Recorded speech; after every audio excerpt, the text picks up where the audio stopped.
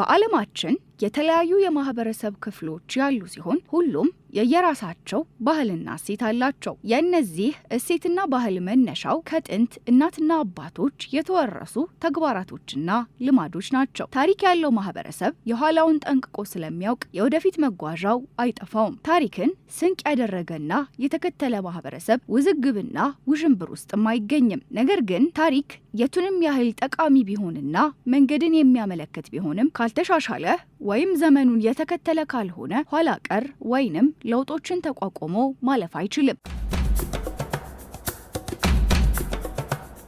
ከነዚህ አስደናቂ የማህበረሰብ ክፍሎች መካከል አንዱ በአሜሪካ ይገኛል። ይህ የማህበረሰብ ክፍል በዘመናችን ታሪክን ተከትለውና እየተገበሩ ከሚኖሩ የማህበረሰብ ክፍሎች መካከል አንዱ ሲሆን የአሚሽ ብሔረሰብ በመባል ይታወቃል። የአሚሽ ማህበረሰብ በአሜሪካ ፔኒሲልቫኒያ ውስጥ የሚኖሩ ሲሆን አስደናቂ የአኗኗር ዘይቤ ያላቸው ናቸው። በአሜሪካ ውስጥ ከ300,000 በላይ ከሚሆኑት የአሚሽ ማህበረሰብ ውስጥ 15 በመቶ የሚሆኑት በፔኒሲልቫኒያ ውስጥ የሚኖሩ ናቸው። በዋነኝነት በሶስት ነገሮችም የሚታወቁ ሲሆን እነርሱም ቀለል ባለ የአኗኗር ዘይቤ፣ የቴክኖሎጂ ውጤቶችን ባለመጠቀም እንዲሁም በአለባበሳቸው ነው። የኤሌክትሪክ ኃይልን አይጠቀሙም፣ መኪኖችንም አይነዱ። ለተለያዩ ተግባራት መኪናን መጠቀም ግድ ሲሆንባቸው ደግሞ ተለቅ ያሉ መኪኖችን የሚጠቀሙ ሲሆን መኪናውን የሚነዳው ወይም ለሹፌርነት የሚጠቀሙት ግን አሚሽ ያልሆነን ሰው ነው።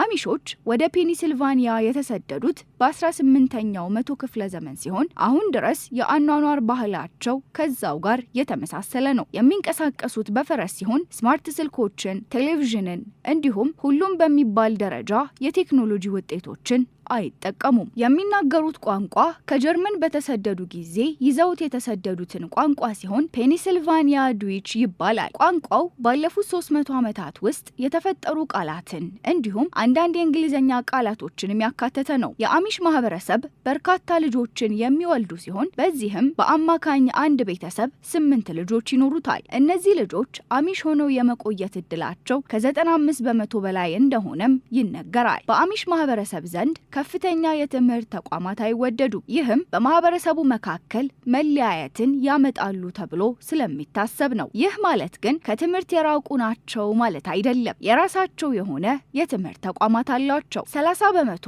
የሚሆኑት የማህበረሰቡ ክፍሎች በግብርና ላይ ሲሰማሩ፣ የቀሩት ደግሞ የሱቅ ሽያጭ፣ ቤት ግንባታ እንዲሁም በመሰል የንግድ ተግባራት ላይ የተሰማሩ ናቸው። ኑሯቸው በአብዛኛው የገጠር የአኗኗር ዘይቤ ላይ የተመሰረተም ነው።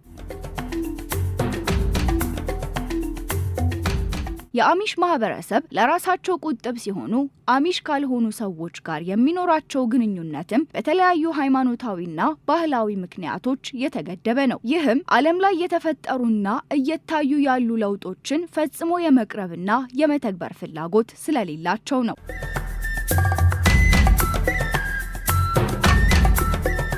የማሳይ ብሔረሰብ በአሁኑ ወቅት በታንዛኒያና በአብዛኛውም በደቡብ ኬንያ ውስጥ ይገኛል። ማሳዮች በ15ኛው መቶ ክፍለ ዘመን ከቱርካና ባህር የተሰደዱ እንደሆነ ነው የሚነገረው። የማሳይ ብሔረሰብ በተሰደዱበት ወቅት ከሌሎች የብሔረሰብ ክፍል ጋር የተገናኙ ሲሆን አሁን የሚገኙበት ላይ ለመስፈር ተከታታይ ጦርነትን አካሂደዋል። በጦርነቱም ስኬታማ በመሆናቸው አሁን ያሉበት ስፍራ ላይ ኑሯቸውን ሊመሰርቱም ችለዋል። ሽንፈቱን ተከትሎ ተሸናፊዎቹ ጎሳዎች ስፍራውን ለድል አድራጊዎቹ ማሳዮች ለቀው እንዲወጡ ተገደዋል። በአሁኑ ወቅትም በታንዛኒያና በኬንያ ውስጥ የሚገኙ የማሳይ ማህበረሰብ ክፍሎች ወደ 2 ሚሊዮን እንደሚጠጉ ይታመናል። ብሔረሰቡ ውስጥ በእድሜ ገፋ ያሉ ወንዶች የሚከበሩና ትልቅ ቦታ የሚሰጣቸው ሲሆን ለእያንዳንዱ ውሳኔዎች መሪነቱን የሚወስዱት እነርሱ ናቸው። ከነዋሪዎቹ መካከል ከብቶች ያሏቸው ሰዎችም ክብርን ከሚሰጣቸው የማህበረሰቡ ክፍሎች መካከል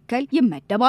እነዚህ ከብቶች ካቶ በመባል የሚጠሩ ሲሆን በማህበረሰቡ ውስጥ በርካታ አገልግሎትንም ይሰጣሉ። ከነዚህ መካከል ጸብ በሚፈጠርበት ወቅት እርቅ ለማውረድ፣ ለጥሎሽ እንዲሁም በማህበረሰቡ መካከል ለሚፈጠሩ የተለያዩ ክፍተቶች መሙያነት ከብቶቹ በስጦታነት ይበረከታሉ። ማሳዮች በአብዛኛው ለምግብነት የሚጠቀሙት ወተት ሲሆን ይህንንም የሚያገኙት ከሚያረቧቸው ላሞች ነው። ከወተትም በተጨማሪ ከከብቶች የሚያገኙት ስጋ ተመራጭ ምግባቸው ነው። ማሳዮች ማጌጥን ይወዳሉ። ጌጣጌጦቹ ረዘም ያሉና በተለያዩ ቀለማት ያሸበረቁ ሲሆኑ ከጌጣጌጦችን ባሻገር የተለያዩ የሰውነት ክፍሎቻቸውን ልክ እንደ ጆሮ፣ ከንፈር እንዲሁም ምላሳቸውን በማርዘም ወይም በመለጠጥም ይታወቃሉ። የሂምባ ማህበረሰብ አስደናቂ ባህል ካላቸው የማህበረሰብ ክፍሎች ውስጥ የሚመደብ ሲሆን የሚገኘውም በሰሜናዊ ናሚቢያ ውስጥ በሚገኝ ኦፖ በሚባል ስፍራ ላይ ነው። የሂምባ ማህበረሰብ ነዋሪዎች ከቦታ ቦታ በመዘዋወር የሚኖሩ ሲሆን ምክንያታቸውም ምግብን ለማግኘትና መጠለያን ለማበጀት ነው። ነዋሪዎቹ ገላቸውን የማይታጠቡ ሲሆን ይልቁንም ኦቲዚ የሚባልን ከቅቤ ስብና ከቀይ አትክልቶች የተሰራ ውህድን ይቀባሉ። ሰዎች ጋር በሚገናኙበት ወቅት ጥሩ መዓዛን ለመላበስም ይጠቀሙታል።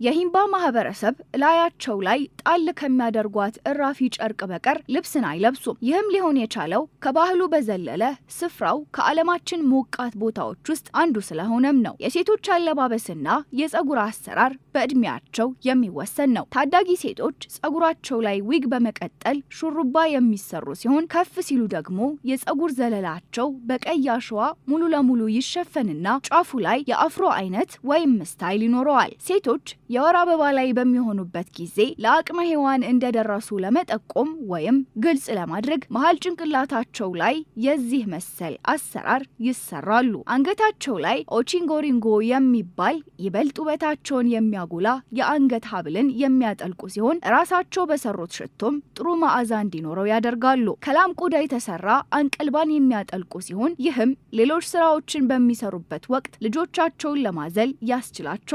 የሚኖሩበት ቤት ከእንጨትና ከጭቃ የተሰራ ሲሆን በመጠንም አነስ ያለ ነው። ነገር ግን ለቅሶ እንዲሁም ሌሎች በጋራ መከወን ያለባቸው ተግባራት ሲኖሩ ተለቅ የሚል ከጭቃና ከእንጨት የተሰራን ቤት ይጠቀማሉ። በዋነኝነት ሴቶች በርከት ያሉ ሚናዎች ሲኖሯቸው ከነዚህም መካከል ውሃ መቅዳት፣ ምግብ ማብሰል፣ ጌጣጌጦችን መስራት እንዲሁም ልጆችን ማሳደግ ይጠቀሳሉ። በሂምባ ባህል ወንዶች ቢያንስ 2 ሚስት ማግባት የሚችሉ ሲሆን በአብዛኛውም ቀድሞ በቤተሰብ የተወሰነ ትዳር ነው የሚሆነው። ልጆች ገና በሚወለዱበት ወቅት ወላጆች ልጅህን ለልጄ በመባባል ልጆቻቸውን በትዳር የሚሰጣጡ ሲሆን ልጆቹ ከፍ እያሉ ሲመጡ ወደ ትዳር ይገባሉ። ኢንተርኔት እንዲሁም የቴክኖሎጂ ውጤቶችን የማይጠቀሙ ሲሆን የሀገሪቷ መንግስት የምግብ ዘይት እንዲሁም ሌሎች ነገሮችን በመላክ ይደግፋቸዋል።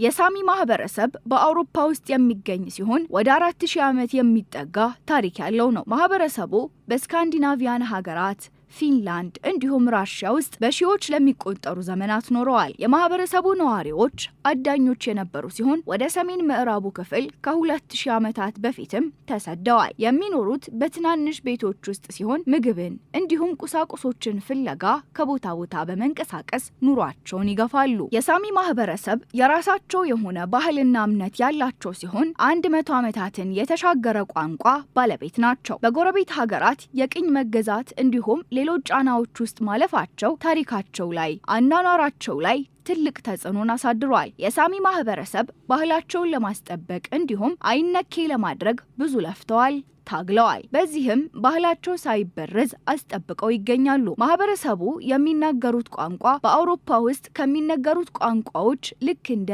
እንግሊዘኛ፣ ፈረንሳይኛ፣ ጀርመንኛ የተገኘ ወይም የተዋረሰ አይደለም። ቋንቋው ከሃንጋሪያን ቋንቋ ጋር የሚቀራረብም ነው ይባልለታል። የራሳቸው የአለባበስ ስታይል ያላቸው ሲሆን ይህም በሚኖሩበት አካባቢ ያለውን ቀዝቃዛ አየርና ኃይለኛ ንፋስን መቋቋም የሚያስችላቸው ነው። ልብሶቻቸውን በተለያዩ ቀለሞች የማሸብረቅ ባህልም አላቸው። ማህበረሰቡ በርካታ ውጣ ውረዶችን አሳልፏል። በዚህ ረገድ በ17ኛው መቶ ክፍለ ዘመን በስዊድንና በኖርዌይ ቅኝ ገዢዎች ያጋጠማቸው ወረራ ነው። በዚህም በርካታ የሳሚ ማህበረሰቦች ከመኖሪያ ቀያቸው ለመፈናቀል ተገደዋል። የሳሚ ማህበረሰብ የግዛት አንድነታቸውን ለማስጠበቅ ከቅኝ ገዢዎቹ ጋር ተከታታይ ፍልሚያዎችን ያደረጉ ቢሆንም በቁጥራቸው ትንሽ ስለነበሩ ሀገራቸውን ከቀኝ ገዢዎች ሊታደጓት አልቻሉም። ይህም የቀኝ ገዢዎቹን ባህልና አኗኗር ለመልመድ እንዲገደዱ አድርጓቸዋል። በ19ኛውና በ20ኛው መቶ ክፍለ ዘመን ደግሞ የኖርዌይ መንግስት በስዊድንና